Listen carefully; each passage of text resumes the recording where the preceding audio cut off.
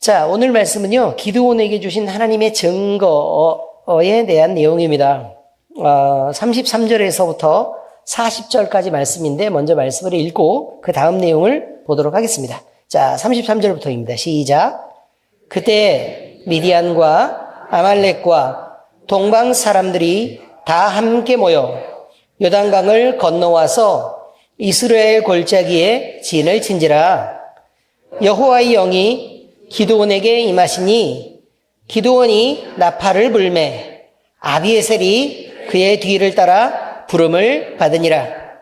기드온이 또 사자들을 온 므낫세에 두루 보내매 그들도 모여서 그를 따르고 또 사자들을 아셀과 스불론과 납달리에 보내매 그 무리도 올라와 그를 영접하더라.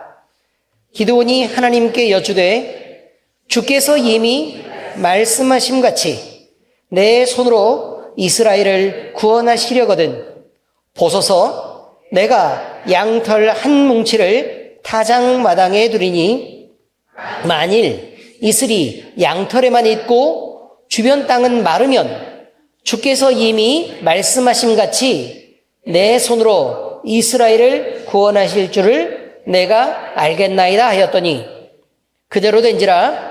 이튿날 기드온이 일찍이 일어나서 양털을 가져다가 그 양털에서 이슬을 짜니 물이 그릇에 가득하더라. 기드온이 또 하나님께 여쭈되 주여 내게 노하지 마옵소서. 내가 이번만 말하리이다. 구하옵나니 내게 이번만 양털로 시험하게 하소서. 원하건대 양털만 마르고 그 주변 땅에는 다 이슬이 있게 하옵소서 하였더니 그 밤에 하나님이 그대로 행하시니 곧 양털만 마르고 그 주변 땅에는 다 이슬이 있었더라. 아멘. 내용을 아시겠죠? 전체 내용을 보면 이렇게 되어 있습니다. 하나님이 이제 고난당하고 압제당하는 이스라엘을 구원하시기로 작정하셨습니다. 그렇죠? 그래서 선지자를 보내고 하나님의 말씀을 주셨고, 그리고 이제 기드온을 세워서 우상의 단을 회파하게 하고 하나님을 향해서 제사를 드리게 합니다.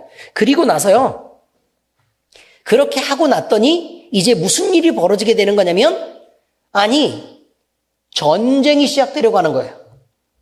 그냥 정복하는 게 아니라 전쟁이 시작되려고 한다고요. 그래서 하나님을 만나서 모든 게 딱 평정되는 게 아니라 하나님을 만나가지고 우상의 단까지 다 회파하고 하나님께 마음을 딱 모았더니 전쟁이 나려고 한다 그 말이에요. 그래서 적군들이 한꺼번에 다 모아가지고요, 이스라엘 골짜기라는 곳에 모였습니다. 근데 이스라엘 골짜기에 모여서 한꺼번에 연합군을 형성하고 이스라엘을 공격하려고 준비를 하고 있었다. 근데 이 겉으로만 보면 아무것도 모르는 사람들이 보면 이렇게 된 거예요. 추수 때가 됐어요.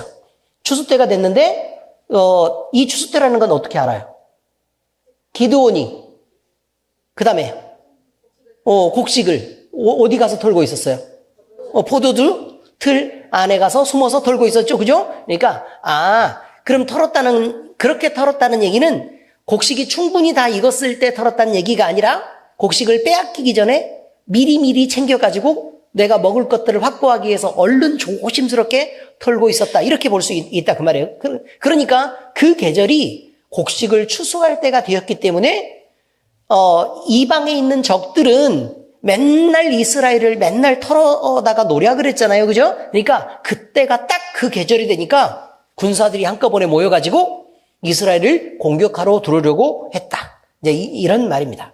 자, 이렇게 해서 공격하러 들어오려고 진을 쳤습니다. 그러니까 여호와의 영이 기드온에게 임해서 기드온이 나팔을 부니까 아비에셀도 함께 부름을 받았고, 그래서 이들이 사자들을 보내가지고 뭘 해요? 이스라엘의 여러 지파들을 모읍니다. 그래서 므낫세도 모으고 아셀도 모으고 스불론도 모으고 납달리 지파들도 이렇게 모아가지고 이제 전쟁을 준비를 하려고 했다 그 말이에요. 그리고 나서 기드온이 묻습니다. 뭐라고 묻죠?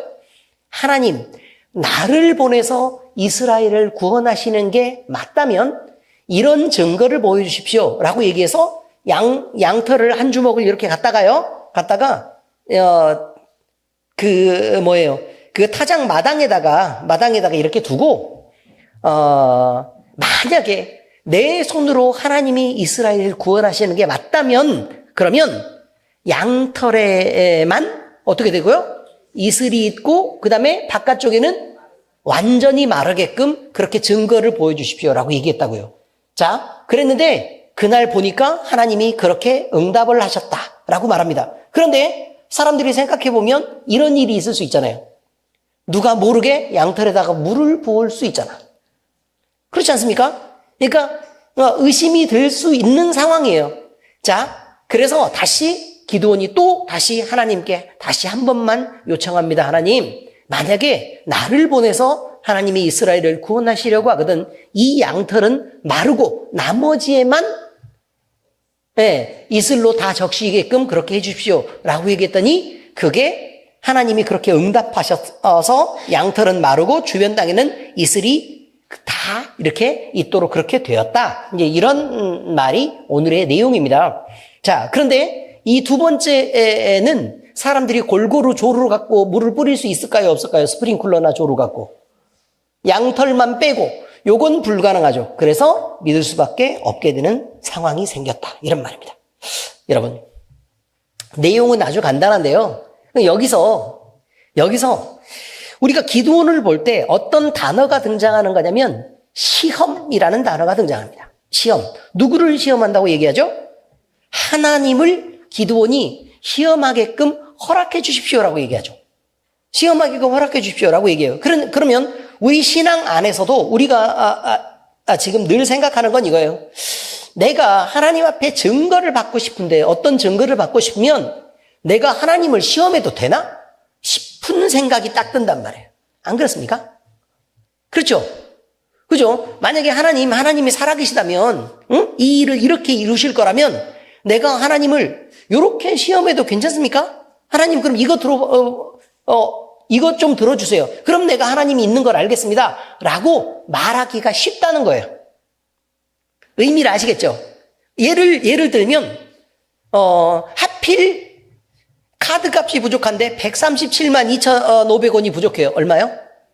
137만 2,500원이 부족한데 문제는 13일까지 이게 다 입금이 돼야 되는 거란 말이에요. 그런데 나는 지금 도저히 돈이 없어. 그러면 하나님이 살아계시다면 137만 2,500원을 정확하게 13일까지 입금해서 이 일을 처리해 주신다면 제가 주님이 있는 걸 믿을게요. 이게 가능하냐는 거예요.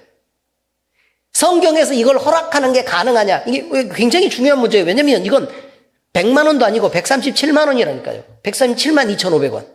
이해되셨습니까? 그리고 우리가 당하는 여러 가지 문제에서 하나님을 이런 방식으로 만나도 괜찮은가라는 부분에 대한 대답이 오늘 들어있는 거예요.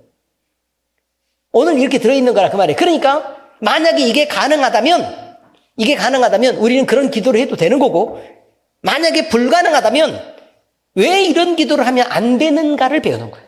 왜 이런 기도를 하면 안 되는가? 그리고 왜 이런 기도를 하는 것은 기드온이 기도한 것과는 왜 다른 거라고 얘기를 하는가라는 것에 대한 얘기를 하는 거라 그런 말이죠. 자, 첫 번째 말씀 보겠습니다. 성도에게 복은 하나님과 그가 가지신 모든 것이다 라고 얘기합니다. 여러분, 지금 내용을 보니까 이스라엘에게 갑자기 적군이 쳐들어옵니다. 근데 사실은 갑자기도 아니에요. 매년 반복되던 대로 이스라엘의 적군이 쳐들어온 거죠. 그런데 곡식은 무르익었고 들판은 곡식들로 가득 채우고 있었습니다. 그런데 노략하려고 하는 적들, 약탈하려고 하는 적들은 이 시기가 가장 유리한 것을 누구보다 잘 알고 있었기 때문에 그들은 늘 하던 대로 미디안 사람, 아말렉 사람, 그리고 동방 사람, 그러니까 주변에 있는 놈들은 다 모아가지고 이스라엘을 털로 모였다. 그래서 요단을 건너와서 이스라엘 골짜기에 진쳤다라고 얘기합니다. 근데 우리가 생각할 때요, 잘 들어보셔야 돼요. 이스라엘 골짜기다라고 얘기하면 우리는 요런 생각을 할 수 있어요.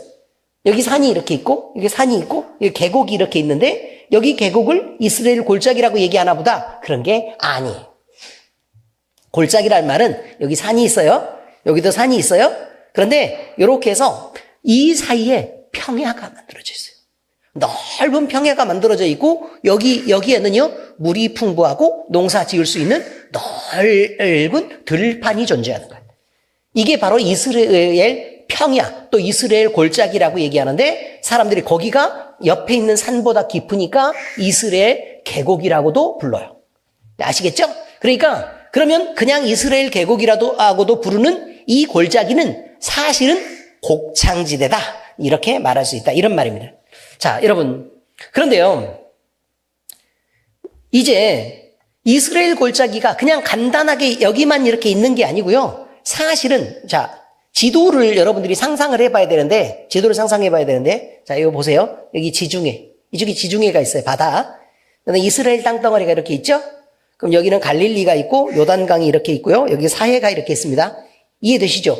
요단을 이렇게 건너면 여기 이스라엘 골짜기가 있다 그러는데 여기 서에서부터 동으로 다시 말해서 동에서 서로 왔다 갔다 할 수 있는 곳이 존재하는데 그게 바로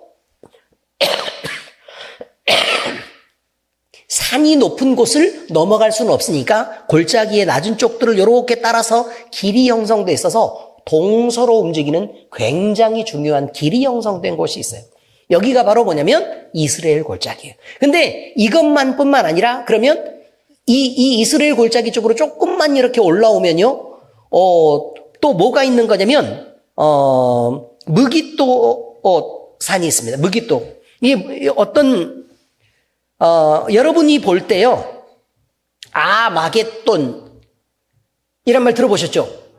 아마겟돈, 그 아마겟돈 최후의 전쟁이 있을 그 아마겟돈. 그런데 이것은 어디서 나온 말이냐면, 할무기또. 아마겟돈이 할무기또. 여기서 나온 말이라 그 말이에요. 자, 여러분. 자, 계시록 16장 14절에서 16절에 그렇게 돼 있어요. 그들은 귀신의 영이라 이적을 행하여 온 천하 왕들에게 가서 하나님 곧 전능하신 이의 큰 날에 있을 전쟁을 위하여 그들을 모으더라. 보라, 내가 도둑같이 오리니 누구든지 깨어 자기 옷을 지켜 벌거벗고 다니지 아니하며 자기의 부끄러움을 보이지 아니하는 자는 복이 있도다. 새 영이 히브리어로 아마겟돈이라 하는 곳으로 왕들을 모으더라. 자, 그러니까 이 전쟁은 아마겟돈이, 다시 말하면 이 이스라엘 골짜기 조금만 올라가면 그 무기또가 나오는데 요 부분에서 전쟁이 엄청 일어난 거예요. 왜 전쟁이 많이 일어났다고요? 그렇죠. 길목이고 동과 서로 연결되는 길목일 뿐만 아니라 옆에는 산이니까 산 꼭대기에서 전쟁할 수는 없고 그 피타를 전쟁할 수는 없으니까 아래 평야에서 전쟁을 해야 되잖아요. 그죠? 그러니까 전쟁을 할 수밖에 없고 더군다나 여기가 곡창지대고 또 군사를 모아서 배치하기가 쉬우니까 여기서 전쟁이 엄청 많이 일어나서 전쟁 그러면 늘 여기를 생각하는 곳. 이래서 이스라엘 골짜기가 바로 그런 곳이었다라는 의미입니다. 여러분. 자, 그런데요. 이제 여기서 보여지는 것들을 얘기하는 거예요. 이 세상에서의 권세는 무엇입니까? 권세는, 요즘 선거할 때 보니까 권세는 인기. 그렇지 않습니까? 요즘 같으면 인기. 그 다음에 평소에 살아가는 사람들을 보니까 돈. 그 다음에 힘과 권력 이런 것으로 보일 때가 많습니다. 돈이나 힘과 권력이 세상을 움직일 때면 사람들은 모두 다 그 힘을 두려워하고 또 그 힘을 갖고 싶어하고 그래서 그 힘을 사모하게 됩니다. 그런데 그렇게 보이는 것은 껍데기일 뿐이고요. 실상은 그것을 움직이는 다른 힘이 존재합니다. 이걸 뭐라고 얘기하냐면 가치 중립적이다 이렇게 표현해요. 가치 중립적이다. 예를 들면 칼이 대단히 예리해서 너무너무 강력한 힘인 것처럼 보여요. 그런데 이 칼은 누군가 들고 휘두르지 않으면 이거는 아무데도 쓸데가 없는 거라 그 말이에요.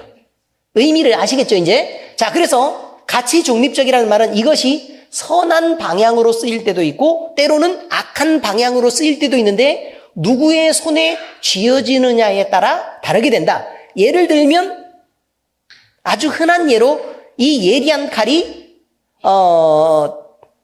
요리사의 손에 쥐어지면 어떤 방향으로 쓰이고 요리를 하는 선한 방향으로 쓰이고 이것이 살인자의 손에 들리면 사람을 죽이는 나쁜 방향으로 쓰일 수 있어서 칼이 나쁘다라고 말할 수는 없고 이것을 쥐인 사람들이 어떻게 쓰느냐에 따라 다르다. 이제 이렇게 표현할 수 있다는 것입니다. 그런데 여러분, 바로 이것도 마찬가지입니다. 돈도, 힘도, 권력도, 인기도, 이것들도 모두 다 양면성이 있어서요, 양쪽으로 어디에도 쓰일 수 있는 것입니다. 자, 그런데 사람들은 이것을 꿈꾸죠. 근데 이 꿈꾸는 사람들의 마음이 무엇을 원해서 그것을 가지려고 하느냐에 있다는 것입니다. 무엇을 원해서 가지려고 하느냐? 과연 하나님을 향해서 그 영광을 위해서 우리가 많은 사람들에게 선을 베풀고 그 사람들을 구제하려고 돈을 가지려고 하는 것인가? 그리고 또 내 어려운 사람들을 살려내고 또 더 선한 일에 대한 결과를 만들기 위해서 그 일을 할 것인가? 아니면 내 이름을 드높이고 내가 쓸 만큼 충분히 쓰고 내가 누리고 살고 그 다음에 내가 더 선한 평가를 받기 위해 그런 것들을 이용하는 쪽으로 얼마를 쓰려고 하는 것인가? 라는 부분에 따라 다르게 된다는 것입니다.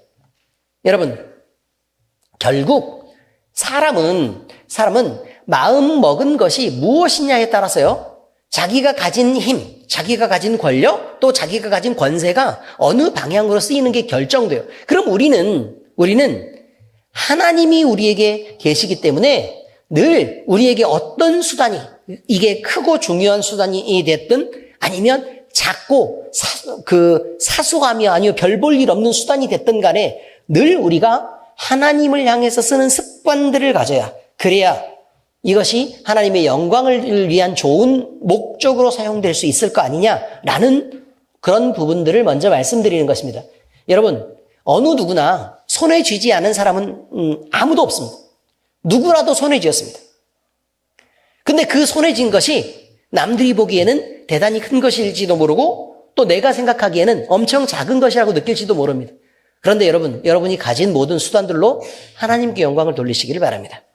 예. 그것이 때로 거룩하게 보이는 것일지라도 잘못 사용하면 대단히 위험합니다. 예를 들어 기도를 하는 능력이 됐다, 또는 찬양을 하는 입술이 됐다라고 얘기를 해도 여러분 자신의 영광을 위해서 그걸 쓴다면 그것은 잘못된 방향으로 가기가 쉽습니다. 그러니 늘 자신을 돌아보시고 겸손하게, 나는 하나님의 영광을 위해서 그리고 많은 사람들의 유익을 위해서 내가 가진 모든 수단들을 사용해야겠다라고 늘 마음 먹으시기를 바랍니다. 그리고 이제 전쟁이 일어난다라고 얘기합니다. 이 전쟁의 승리는 과연 누구 때문에 일어나는 것일까? 하나님이 이끄시는 전쟁인가 아닌가에 의해서 이 결과가 결정된다고 얘기합니다. 하나님은요, 기드온을 불러서 적에게 대항할 준비를 하라고 세우셨습니다. 맞죠? 적에게 대항해라. 그래서요, 하나님의 영이 먼저 기드온에게 임했습니다. 예, 그가 비로소 하나님의 영에 붙들린 시간이 다가온 것입니다. 하나님의 영에 붙들린 그 시간을 뭐라고 얘기하냐면 카이로스의 시간이라고 얘기합니다.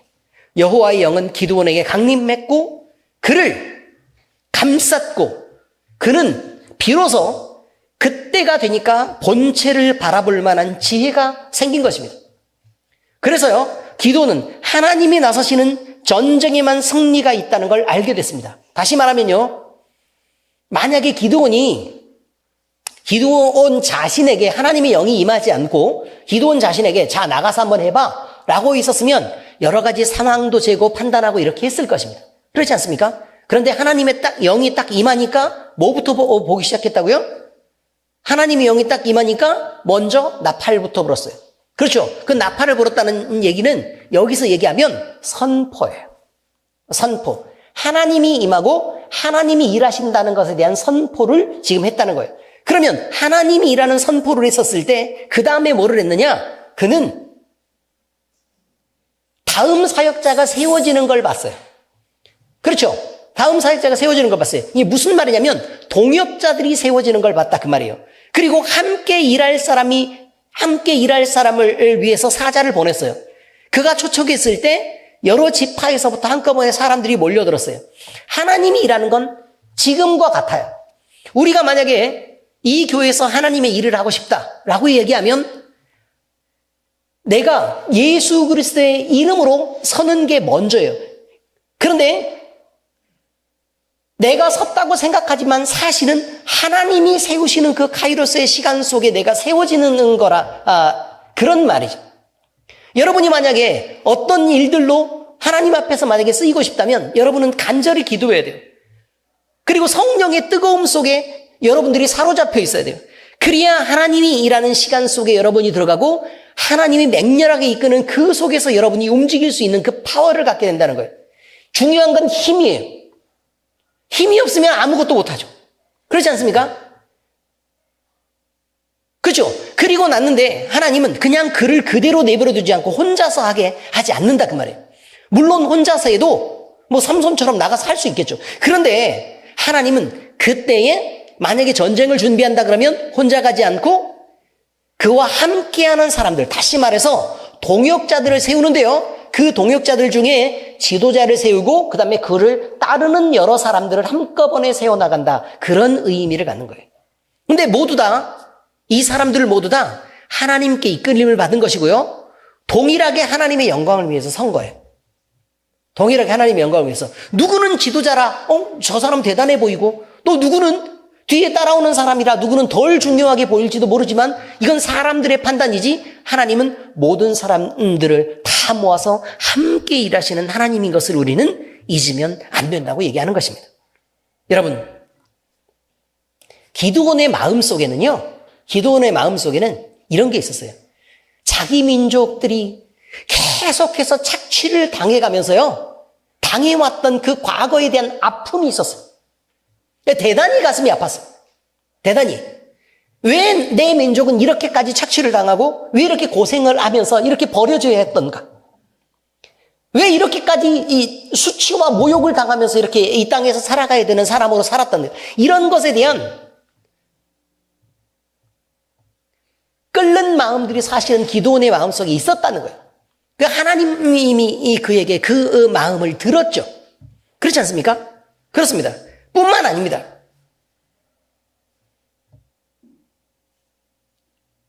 기드온은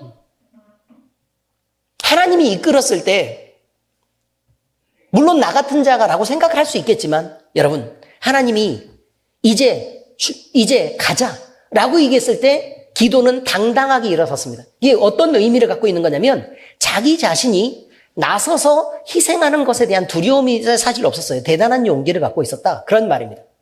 근데 지금 현재 모아진 사람도 아무도 없었고, 그죠?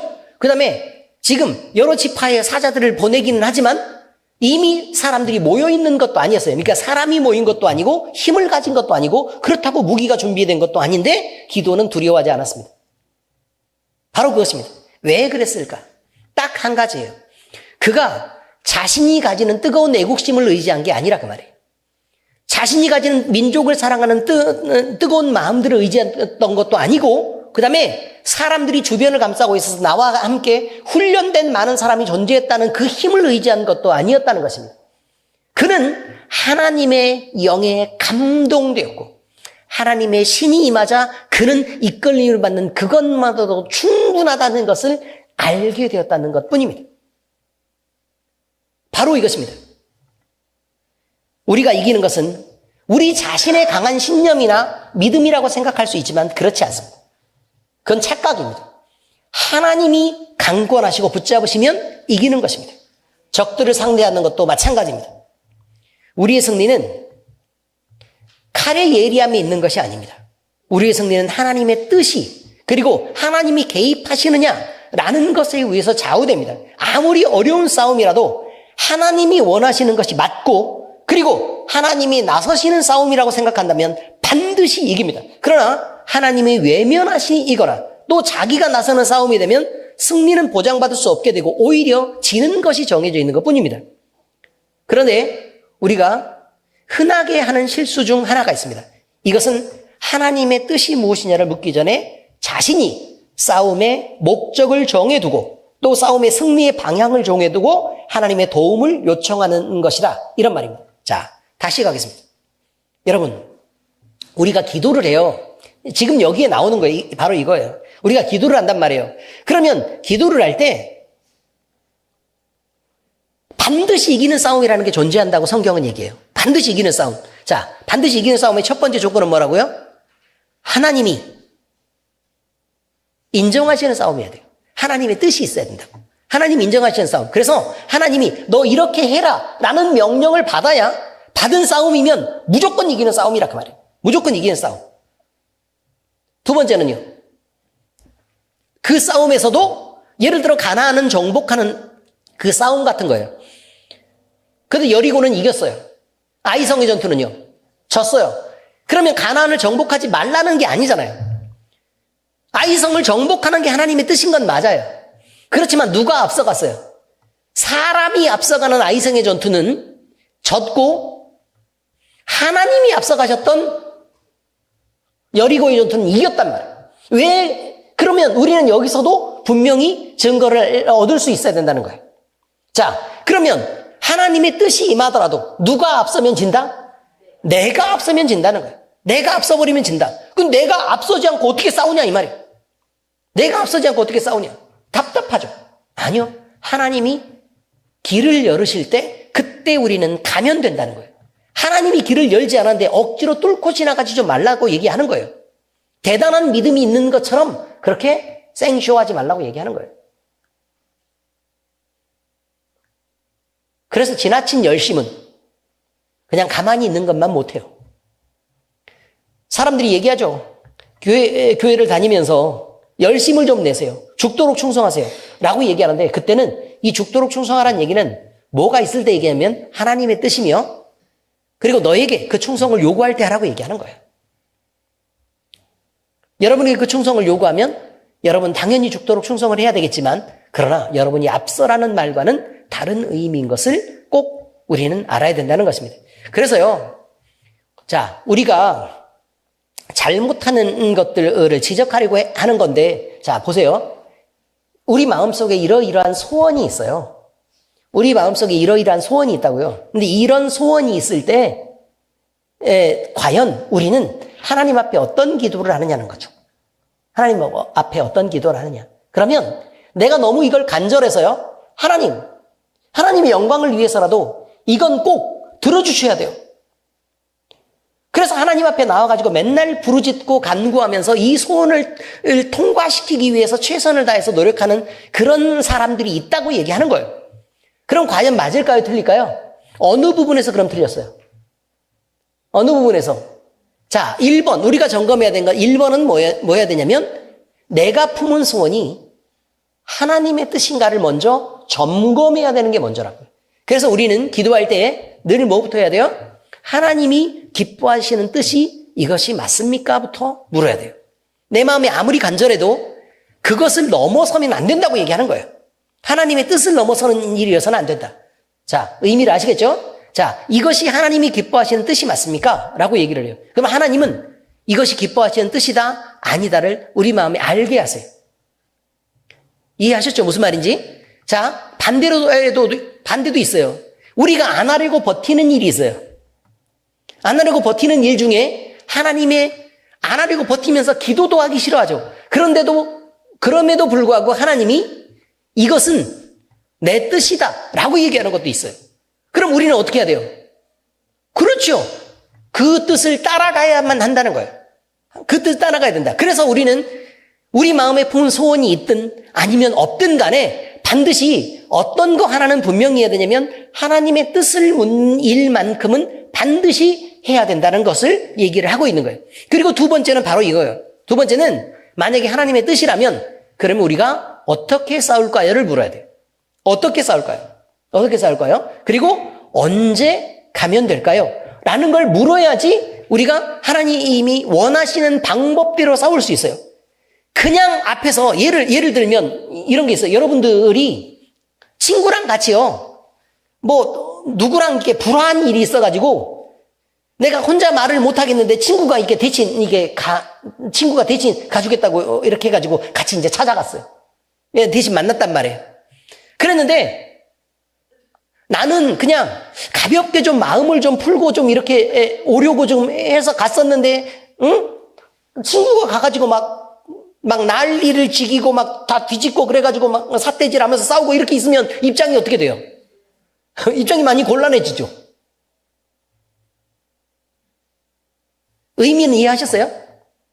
그러니까 그러면서 속으로 생각할 때 그 정도까지는 아닌데 좀 애가 좀 이렇게 좀 잠잠했으면 하는 그런 생각이 들어요, 안 들어요? 그런 생각이 들 때도 있었어요? 많아요. 바로 그런 거예요. 바로 그런 거예요. 하나님이 딱 원하는 정도와 방식이라는 게 있다는 거예요. 근데 우리는 하나님 앞에 나서서 지나친 열심으로 막 삿대질하면서 막 난리를 피우고 이렇게 있으면 하나님은 하나님이 원하는 방법의 일이라도 그런 식은 아니라고 얘기를 한다는 거예요. 그런 식은 아니다.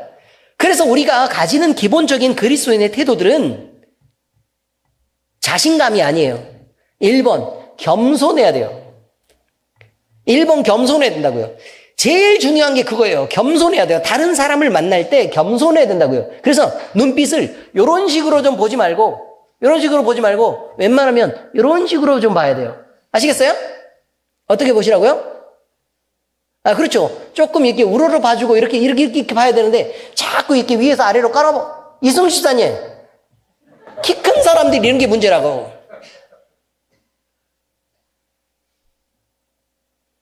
전 누구를 막 이렇게 위에서 아래로 꼬나보고 그런 적이 없어요. 어렸을 때부터 쭉 그래왔어요. 그런 면에서 하나님 앞에 참 영광을 올려드립니다.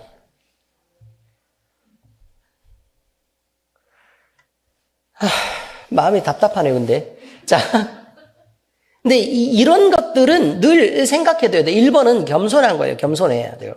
두 번째는 뭐냐면 존중해야 돼요. 존중. 그 사람이 누구든 간에 존중해야 돼요. 기본적인 리스펙이 있어야 된다는 얘기를 말하는 거예요.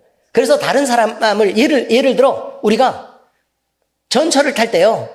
전철을 탈 때 막 뒤에다 큰 가방 메고 막 이렇게 돌아다니고 이렇게 하는 것보다 조금 조심스럽게 짐을 다루잖아요. 이게 등치가 크면. 왜 그러냐면 다른 사람이 불편해질까 봐 우리는 눈치를 보면서 이렇게 한단 말이에요. 근데 막 함부로 다니는 사람이 있으면 어떻게 돼요? 그러면 오히려 기분이 언짢아질 경우가 많죠. 그리스도인은 이런 생각들을 하셔야 돼요. 사회적으로도 내가 가는 길에서 남들이 혹시나 불편해할까? 그러면 그렇게 하지 말아야 된단 말이에요. 예를 들면 우리가 우회전을 하려고 해요. 도로에서 운전을 해서 우회전을 하려고 한다고요. 우회전을 하려고 하는데 차들이 저기에서 오고 있어요. 차들이 오고 있어요. 그러면 그리스도인은 어떻게 우회전을 해야 되는 거냐면 좌우를 살피고 정지를 하고 이렇게 좌우를 살피다가 저 차가 브레이크를 안 밟고 쉽게 지나갈 수 있을 만큼 되면 우리는 지나가도 괜찮아요. 근데 저쪽에서 브레이크를 밟아서 불편함을 주면서 지나가는 그거는 기본이 아니에요. 아시겠어요? 나 급하다고 막 함부로 끼어들고 그러면 돼요, 안 돼요? 왜 김용욱 집사님은 고개를 못 들지? 집사님? 급하다고 막 함부로 끼어들고 그렇게 가면 될까요, 안 될까요? 안 돼요. 다른 사람에게 위협이 돼서도 안 돼요. 되도록 편안하게 하세요. 하나님이 조금 늦어져도 여러분에게 반드시 복 주실 것이고 여러분이 더 큰 돈을 만지게 해주실 것이며 더 큰 평화를 주실 거예요. 아멘? 네, 그러니까 그리스도인답게 행동하세요. 왜냐하면 그리스도인이기 때문에 그렇다고요. 그 다음에 불편하게 하지 말아라. 이런 말은 혹시나 상대방이 갑자기 막 끼어들었어요. 그럼 막 삿대질하고 욕하면 창문 막 내리라고 그러고 욕하면 돼요, 안 돼요? 막 빵빵거리고 그러면 될까요, 안 될까요? 그러지 마세요. 그러지 마세요. 왜냐면 나도 잘못 보고 실수할 때가 있고 그렇지 않습니까? 참고로 내 아들도 실수할 수가 있는데 그 아들이 어디 가서 막 삿대질 당하고 막 욕먹고 다니면 좋아요, 싫어요? 싫으면 내가 하지 않으면 돼요. 싫으면 내가 하지 않으면 된다고요. 이것이 바로 그리스도인이 가진 인격이에요. 그래서 첫 번째는 뭘 하라고요? 겸손하라. 두 번째는 어떻게 해요? 존중해야 된다는 거예요. 세 번째는 웬만하면 사랑해야 돼요. 이게 잘 안 되는 거 알아요. 잘 안 되는 거 알지만 웬만하면 사랑하고 아끼는 마음을 가져야 된다라는 것을 여러분이 잊지 마셔야 됩니다. 이것이 우리가 싸우는 방식이라는 것을 잊지 마시기를 바랍니다. 다음으로 갑니다. 하나님의 뜻을 묻는 기도가 바람직한 기도다 라고 되어 있습니다. 전쟁에 나가기 위해서요, 오늘 본격적으로 요걸 확인하고 싶었던 거죠. 기드온은 다시 한번 하나님의 뜻을 확인하고 싶어요. 그러면 이미 하나님의 뜻을 기드온이 알았어요, 몰랐어요? 알았죠. 하나님의 뜻을 알고 있었어요. 뭐라고 알았죠? 전쟁에 나가라를 알고 있었어요. 그리고 하나님이 그것 때문에 자기를 찾아온 것도 아시고, 또 그것 때문에 이스라엘의 구원을 위해서 자기를 세우신 것도 알아요. 그런데 여기서 중요한 것은 이스라엘의 구원을 위해서 자기를 세우셨다는, 이스라엘의 구원을 위해서 자기를 세웠다. 이게 무슨 의미냐면 나의 영광을 위해서 그렇게 하라고 얘기한 게 아니라 하나님의 백성을 구원하는 일에 네가 사용돼야겠다라고 얘기하는 그 일을 기드온은 확인하고 싶었다는 거예요. 하나님의 백성을 구원하는 일을 확인하고 싶었다는 거예요. 자, 그러면 이제 기드온이 묻는 것은 다시 얘기하면 바로 그것이 하나님 꼭 나를 보내야만 하는 일입니까? 라는 것을 질문한 거예요. 나를 보낸 것을. 근데 기드온의 마음에 그걸 거부할 마음이 있는 거예요? 아니죠. 기드온은 따를 마음이 충분히 있었어요. 순종할 마음이 충분히 있었고, 그리고 하나님의 영광을 위해서 자기가 들어지고 헌신될 마음이 충분히 있어요. 그러나 내가 잘못 알고 내 열심이 있고 내 감정이 뜨거운 만큼 잘못 알고 또 잘못될 수 있을까 봐 그래서 더 신중하게 그 일을 하나님 앞에 확인받고 싶었던 거란 말이에요. 내가 막 치고 나가고 싶은데 그거를 누르고 싶은 거예요. 누르고 싶은 거예요. 그 일을 위해서 기드온이 기도했다는 사실을 우리는 알아야 된다는 것입니다. 여러분, 우리가요 이렇게 하기가 쉬워요. 성령이 막 감동되고 그러면 갑자기 막 마음이 뜨거워지고 그러면 우리 마음속에서 그런 생각이 들죠. 목사할까? 하나님 내 마음에 이렇게 감동을 주시는데 이런 생각을 하기가 쉬워요. 그런데 여러분, 물론 그 일을 위해서 세워지는 것은 영광스러운 일임에 분명해요. 제가 목사를 해보니까 세상에 있는 다른 모든 일들보다 그 영혼을 구원하고 살피는 일이 하나님 앞에 대단히 큰 영광인 것을 알고 감사를 드립니다. 물론 수고로움이 없다는 얘기는 아니에요. 네, 수고로움이 없다는 얘기는 아닙니다. 그런데 이 일을 기드온이 생각할 때요, 나 같은 사람이 할 수 있을까? 나 같은 정도의 재능으로 이 일을 할 수 있을까? 나 같은 마음을 품고도 이 일을 할 수 있을까? 라고 물었던 게 아니에요. 그거하고는 아무 상관없는 질문을 지금 하고 있는 거예요. 하나님이 나를 쓰시는 게 맞습니까?가 맞아요. 나를 쓰시는 게 맞습니까? 그리고 나면 그 하나님을 믿는 거예요. 나를 사용하시려고는 하나님의 뜻을 섬기고 그걸 믿는 거라 그 말이에요. 중간에 우리 평강이가요, 어렸을 때 엄청 많이 혼났죠. 근데 그 혼난 게 뭐 때문에 그러냐면 애기이기 때문에 예배 시간에 제대로 앉아있지를 못하고 맨날 떠들고 맨날 울고 사고를 치고 그래서 맨날 혼이 났던 것도 사실이라 그 말이에요. 그런데 여러분, 바른 것을 가르쳐야 되기 때문에 평강아, 너 떠들면 안 돼.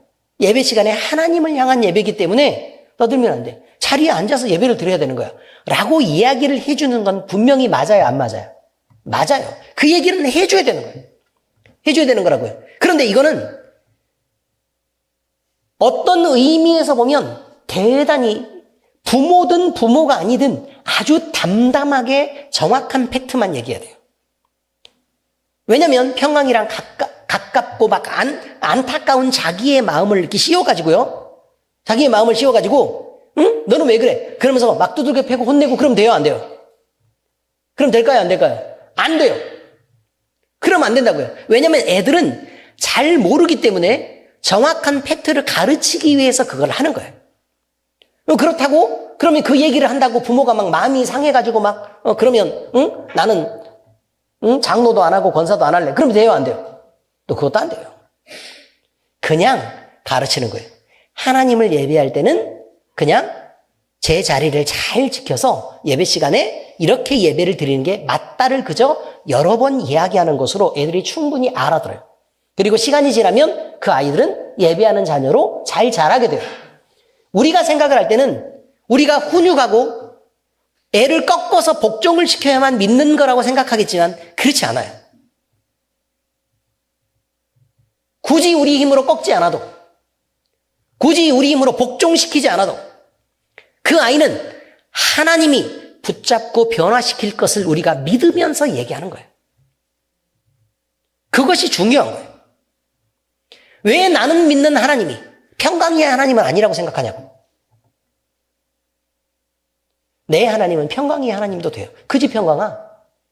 그렇습니다. 그러니 평강이도 지금은 꼭 평강이만 얘기하는 거 아니에요. 저 유준이도 똑같아요. 그렇지, 도토리? 자, 이런 거하고 똑같아요. 지금은 잘 안 돼요. 왜냐면 나도 어른인데도 내 마음이 컨트롤이 잘 안 되니까. 나도 어른스럽지 않으니까요. 나에게 감동을 주시고 나를 변화시킨 하나님이 계시다면 저 아이도 하나님이 그렇게 감동하시고 변화시키실 하나님인 것을 믿는 것이 믿음인 거예요. 그래서 조금 더 따뜻해야 하고 우리가 좀 더 스트레스를 덜 받아야 돼요.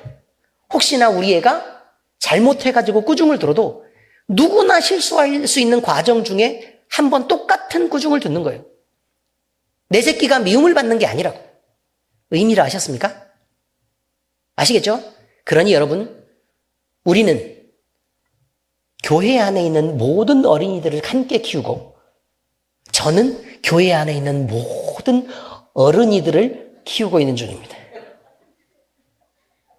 어느 하나 대단히 훌륭하지 않고 어느 하나 대단히 똑똑하지도 않고 어느 하나 대단히 믿음직스럽지도 않은 그런 어린이와 어른이들을 함께 키우며 제가 주님 앞에 늘 기도하는 것은 뭐냐면 주님, 저를 감동하시고 저를 변화시켰다면 이들도 역시 감동하시고 변화시키실 것을 믿습니다입니다.